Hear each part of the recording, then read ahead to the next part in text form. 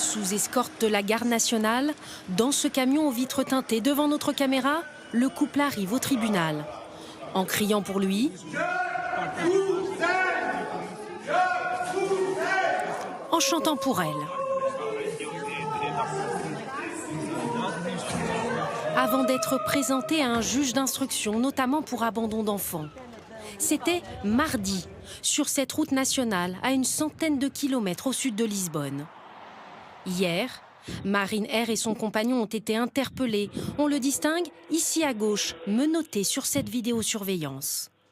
Quelques minutes auparavant, ils étaient attablés ici, dans ce café. Rapidement, ils éveillent les soupçons d'une cliente qui décide de prévenir la police. Le fait qu'il soit français, qu'il soit installé là depuis longtemps, 9 h du matin alors qu'il était 14 h, ça m'a mis la puce à l'oreille. Qui sont-ils? La mère, Marine R, 41 ans, se présente comme une sexologue. Sur ses réseaux sociaux, elle fait la promotion d'une conférence. Je fais une petite vidéo pour préciser à qui s'adresse ma masterclass. Donc c'est une masterclass qui est destinée aux parents, grands-parents.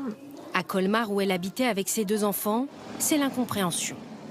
On se dit bonjour, il est toujours souriante, on se croise quasiment tous les jours. Il n'y avait rien d'anormal chez elle. C'est incompréhensible qu'elle a pu faire une chose pareille.